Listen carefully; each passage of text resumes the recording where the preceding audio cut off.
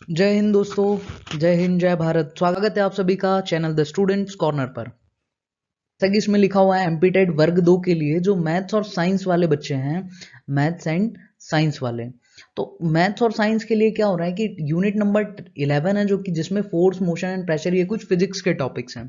तो मैथ्स के topics generally सभी के तैयार होंगे ऐसा मैं समझता हूँ। क्या करेंगे कि फिजिक्स के जो 2-3 चैप्टर्स हैं, एक ये है, एक यूनिट है आपका, एक और यूनिट है वर्क एनर्जी एंड पावर वाला। तो इनको हम कंप्लीट करने वाले हैं अभी। इससे पहले हम पढ़ेंगे मोशन। तो मोशन में बहुत सारी चीज़ें आती हैं, जैसे डिस्टेंस एंड डिस्प्लेसमेंट हो गया, वेलोसिटी हो गया, मोमेंटम हो गया, फोर्स हो गया।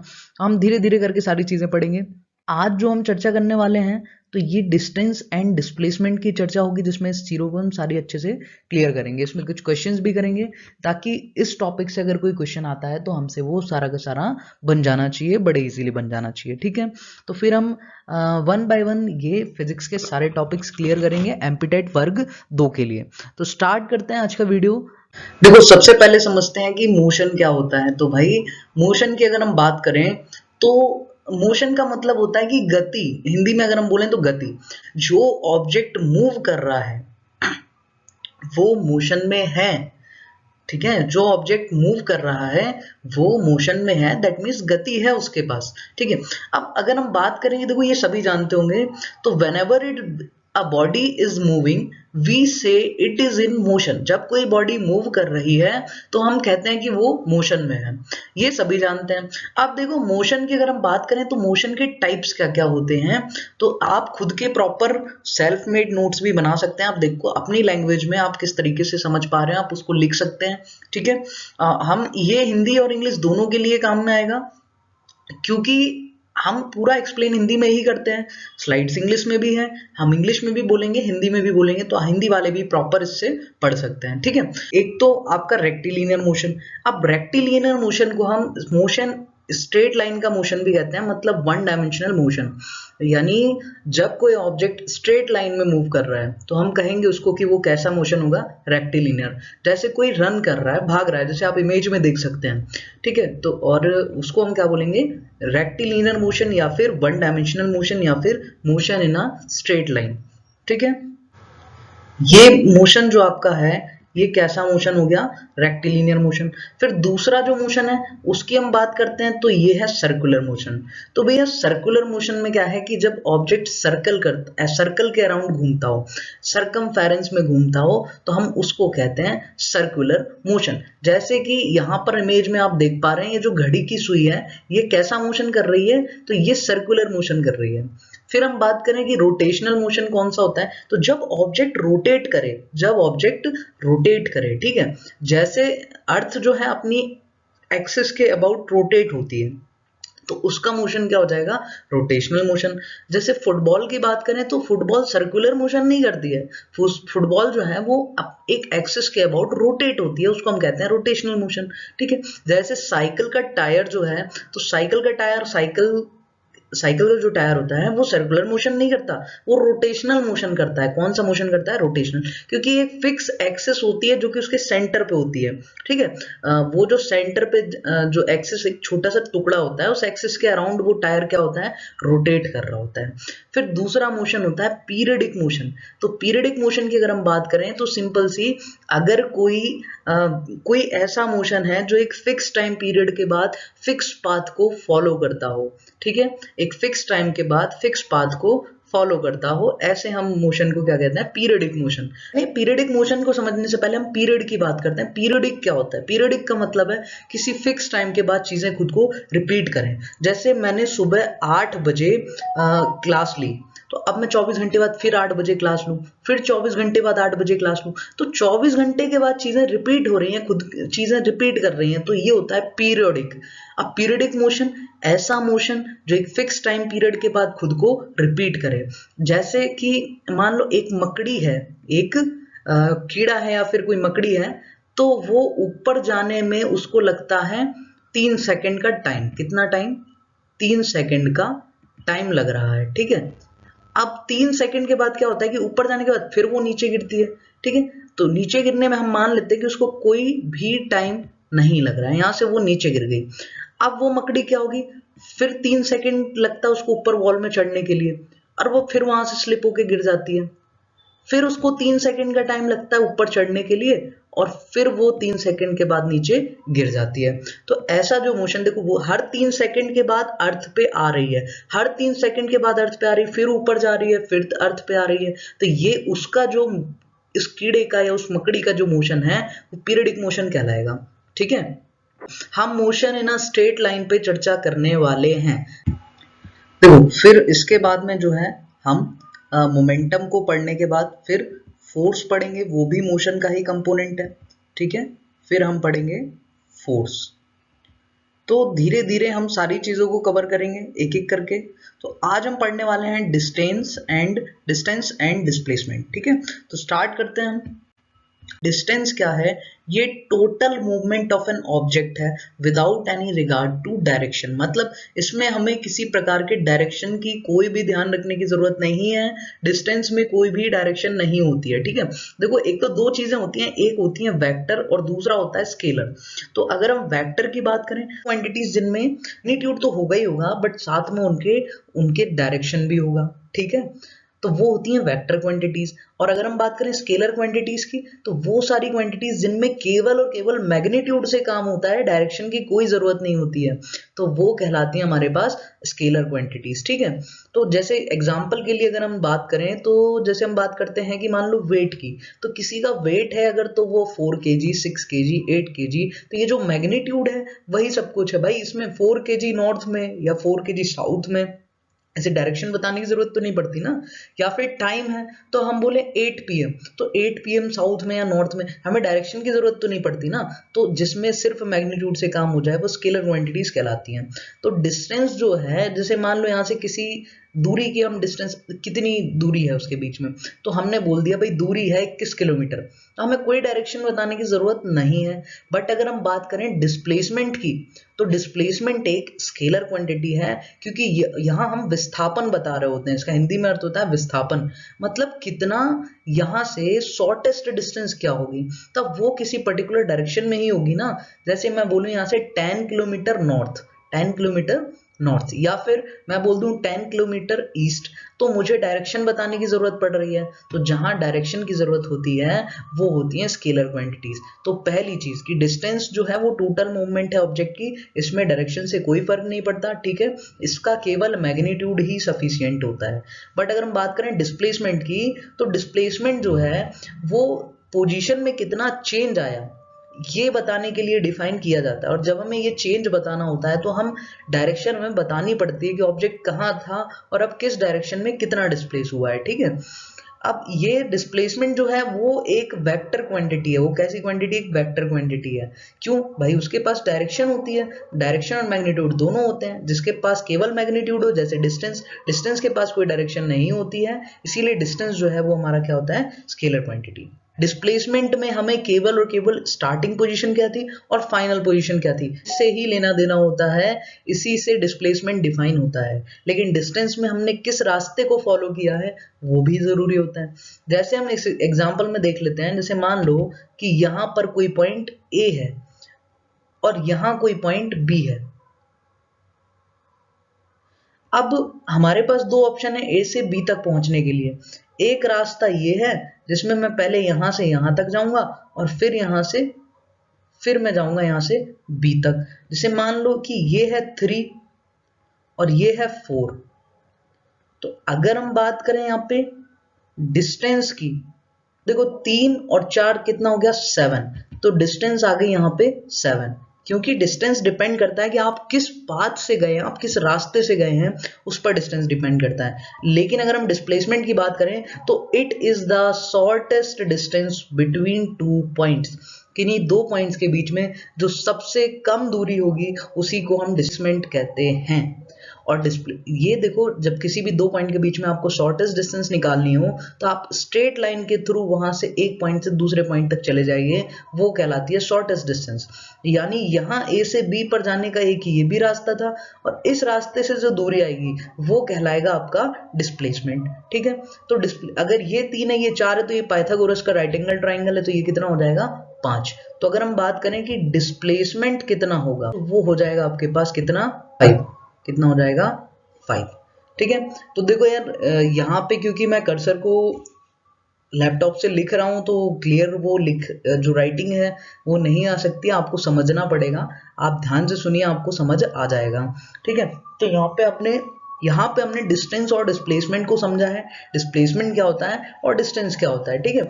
आपको जब हम कुछ न्यूमेरिकल्स करेंगे उससे रिलेटेड तो आपको सारी चीजें एकदम क्लियर हो जाएंगी। हम करते हैं कुछ न्यूमेरिकल्स।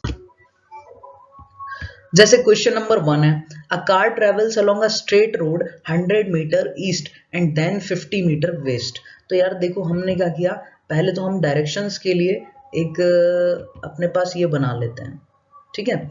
यहाँ पे क्या होता है, ईस्ट है ना, और इधर की साइड होता है हमारे पास वेस्ट, और यहाँ पे होता है हमारे पास साउथ, और इधर होता है हमारे पास नॉर्थ।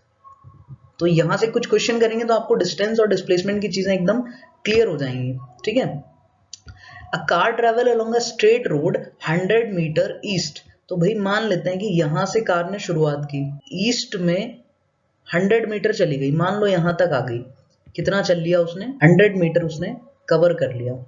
ठीक है। अब क्या हुआ कि ये वापस जो है 50 मीटर वापस आ गए।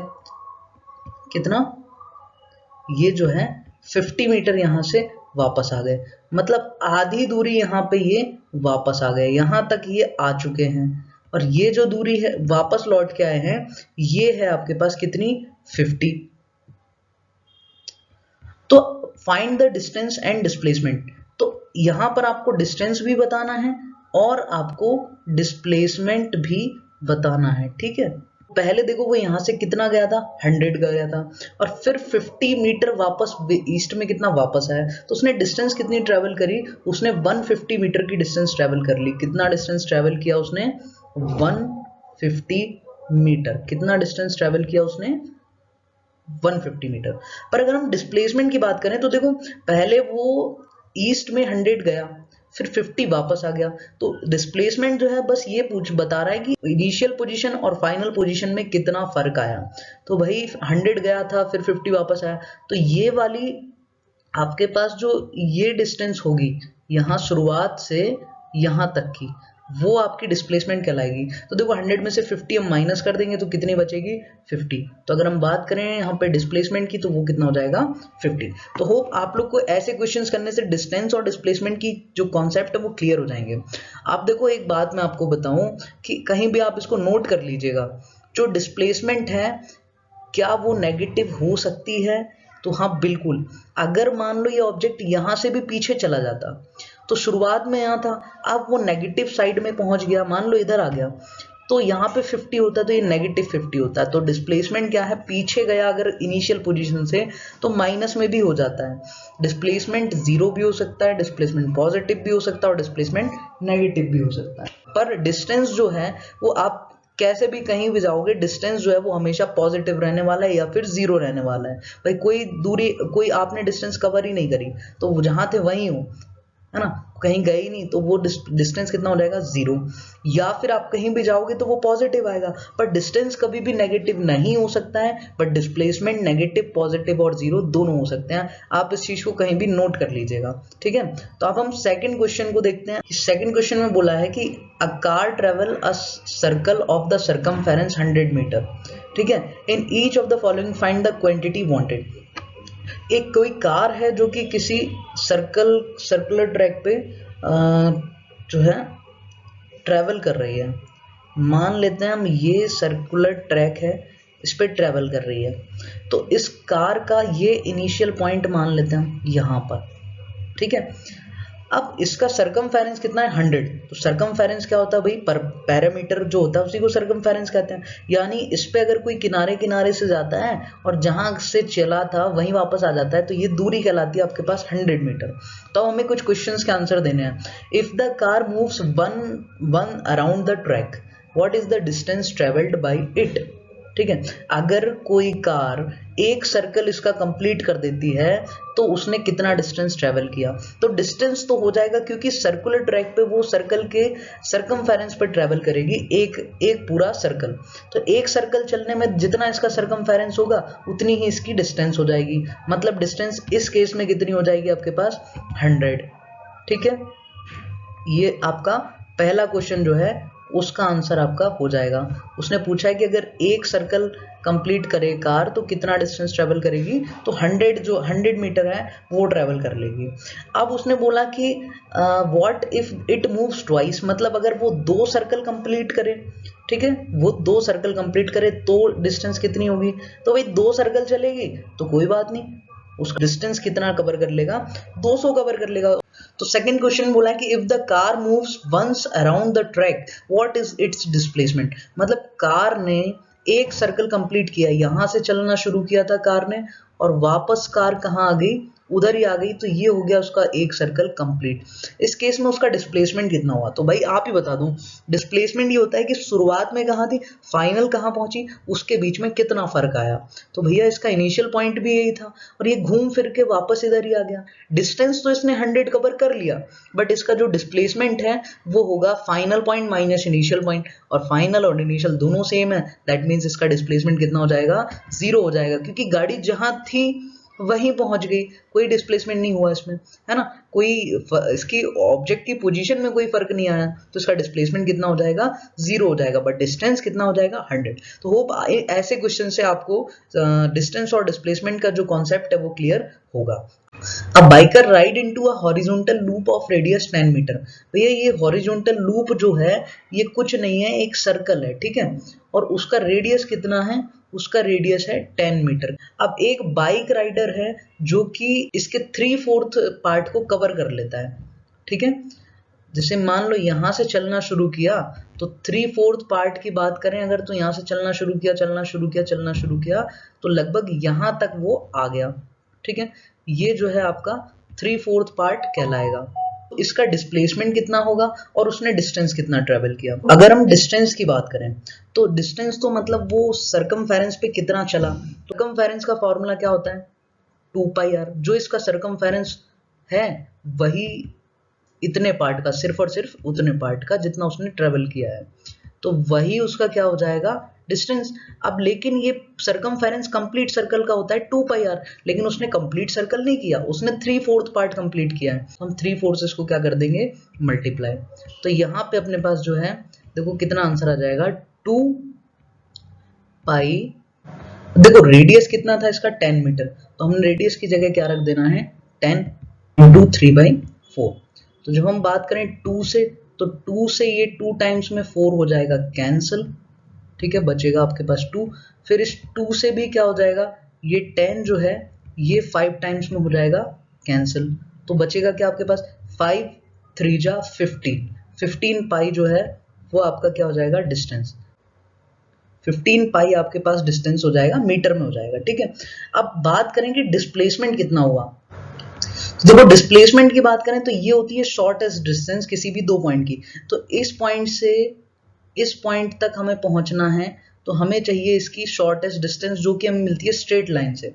अब हम अगर इसकी बात करें तो देखो ये भी रेडियस है और यहाँ पर ये भी रेडियस है, ठीक है, और ये क्योंकि 3/4 है, कितना है, 3/4 है, तो ये 90 डिग्री का एंगल है, तो यहाँ पाइथागोरस लगा देंगे, ये 10 है तो ये भी कितना हो जाएगा, ये भी आपके पास कितना हो जाएगा, 10, तो हमें ये डिस्टेंस चाहिए, तो ये बराबर होगा हाइपोटेनस के स्क्वायर के, हाइपोटेनस के स्क्वायर के।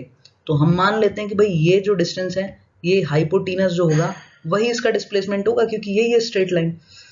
तो अगर हम बात करें 10 के स्क्वायर तो वो तो कितना होता है 100, यहाँ पे भी 10 का स्क्वायर कितना होता है 100, तो 100 + 100 क्या हो जाएगा आपके पास 200, कितना हो जाएगा 200 इज इक्वल टू h का स्क्वायर, h का स्क्वायर। तो हमें तो स्क्वायर नहीं चाहिए, हमें सिर्फ h चाहिए, तो वहां से स्क्वायर हटेगा तो यहाँ पे क्या आ जाएगा आपके पास रूट आ जाएगा, और जो 200 है उसके अगर आप फैक्टर निकालोगे तो देखोगे 100 × 2 होते हैं, और 100 तो किसका 10 का स्क्वायर होता है, तो 10 तो इसमें से बाहर आ जाएगा और अंदर क्या बचेगा सिर्फ √2, तो 10√2 मीटर जो है वो इसका डिस्प्लेसमेंट हो जाएगा, जबकि डिस्टेंस की बात करें तो वो कितना था हमारे पास 15 मीटर। तो होप आपको क्वेश्चन समझ आया होगा। देखो यार इसमें क्योंकि मैं लैपटॉप से टाइप कर रहा हूँ यहाँ पे, तो थोड़ा सा राइट एग्जैक्ट क्लियर नहीं आएगा, बट आपको समझ आ रहा होगा कि क्या लिखना चाहते हैं। तो होप आप लोगों को क्वेश्चन समझ आ रहे होंगे। तो हम बढ़ते हैं अगली स्लाइड की ओर, अगले क्वेश्चन की तरफ। What is the total displacement of a student? What is the total displacement of a student who walks 3 blocks east, 2 blocks north, 1 block west?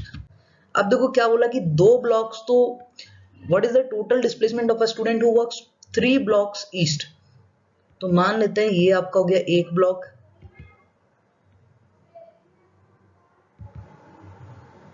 ये 3 ब्लॉक, ठीक है। तो वो 3 ब्लॉक ईस्ट में आ गया। अब 2 ब्लॉक वो कहाँ गया, नॉर्थ में, ठीक है। तो मान लेते हैं कि 1 और ये 2 ब्लॉक नॉर्थ में आकर के वो ऑब्जेक्ट कहाँ आ गया, वो जो स्टूडेंट है वो इधर आ चुका है। अब उसके बाद में वो 1 ब्लॉक वापस वेस्ट में जाएगा, तो वेस्ट में जाएगा तो 1 ब्लॉक पीछे आ जाएगा, दैट मीन्स वो यहाँ आ चुका है। कहाँ आ चुका है, इधर। अब उसके बाद में वो फिर 2 ब्लॉक साउथ में जाएगा, ठीक है। फिर से 2 ब्लॉक कहाँ जाएगा, साउथ में। तो 1 ब्लॉक तो ये नीचे आ गया और दूसरा ब्लॉक इधर आ गया। तो वो फाइनली कहाँ आ चुका है, वो फाइनली यहाँ आ चुका है, ठीक है। अब पूछा कि बताओ स्टार्टिंग से उसकी डिस्प्लेसमेंट क्या है, डिस्प्लेसमेंट कितना है। तो डिस्प्लेसमेंट ये होता है कि स्टार्टिंग पॉइंट से कितनी दूरी पे है। देखो स्टार्टिंग पॉइंट से ये 1 ब्लॉक हो गया और ये हो गया दूसरा ब्लॉक, तो ये 2 ब्लॉक्स की डिस्प्लेसमेंट पर है, वो भी ईस्ट में। तो इसका डिस्प्लेसमेंट क्या हो जाएगा, 2 ब्लॉक्स ईस्ट, मतलब option number A will be the right answer. अब हम बढ़ते हैं नेक्स्ट क्वेश्चन पे। तो क्वेश्चन नंबर 5 है हमारे पास कि what will be the distance and displacement between A and B via given path. ये क्वेश्चन आपको होमवर्क के लिए है, आप इसका आंसर कमेंट सेक्शन में जरूर बताएंगे। तो आज हमने डिस्टेंस और डिस्प्लेसमेंट के बारे में पढ़ा। तो अब अगले वीडियो में हम पढ़ेंगे वेलोसिटी और स्पीड और एक्सेलरेशन के बारे में। तो आप इस क्वेश्चन का आंसर कमेंट सेक्शन में जरूर बताइएगा और आपको वीडियो कैसा लगा ये भी हमें जरूर बताइएगा। Thank you so much, have a nice day. फिर मिलेंगे नेक्स्ट वीडियो में।